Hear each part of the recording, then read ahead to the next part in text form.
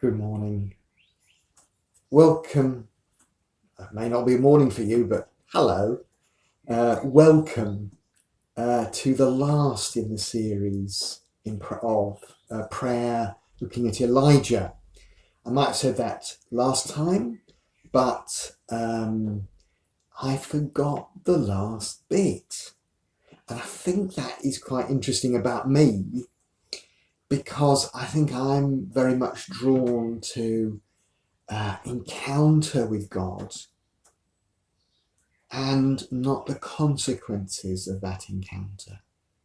And there are consequences. I'd just like to stay there on the mountain, as it were, with that encounter with God. But actually, that encounter always leads us places.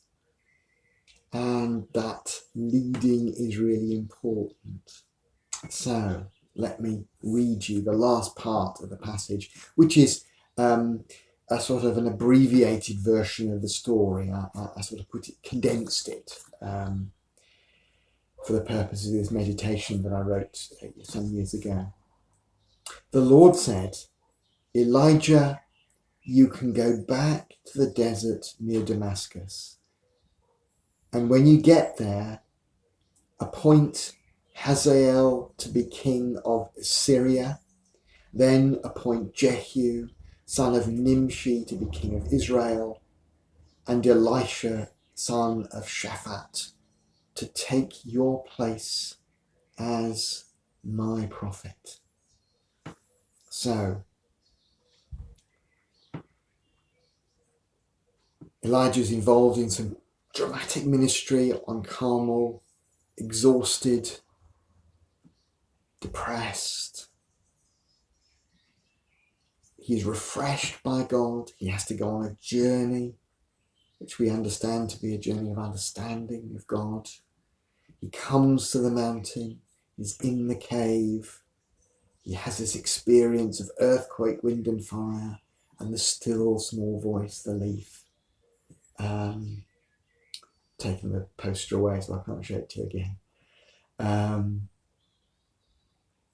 And then he comes out and stands before the Lord and repeats his complaints. I've forgotten the complaining bit. That's really important. The complaint is verbalized again. And finally, out of all of this, he has a new calling to serve God in new and different ways. It's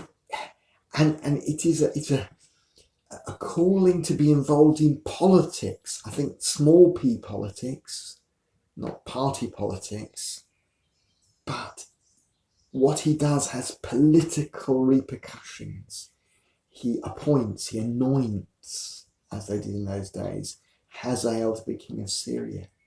That's quite a thing. It's another country. And Jehu, king of Israel. So he is involved in some way in the political future of his country. His encounter with God enables him to shape the future. And that feels really important. That prayer is about, holding people before God, holding situations before God. But it's also about us being used by God to reshape the future. And then very interestingly, Elisha, son of Shaphat, to take your place as my prophet. So he anoints him, and then he mentors him, and then Elisha takes over. So Elijah is involved in the process of his own retirement. So, God calls us to new things, and if you've been following this, you might want to take some time just to connect with God. What are you calling me to now? And don't worry that, it'll just be more and more stuff, because God is also aware of the need to retire. It may be to let go of some things in ministry. You can let go of that now, pass it on to others or whatever, or it's come to an end and there may be new things, or it may be steady as you go, just stay as you are for the time being. That's often where we should be. Where God wants us to be is where we are already, but further on. So if this feels like a time of stillness, of meeting with God, then please jot it down, as I was encouraging you to do earlier on. Jot things down and put them somewhere safe, because that could be important to come back to. So what is God calling us to do now, after our experience of God in prayer? What's different now because of our encounter?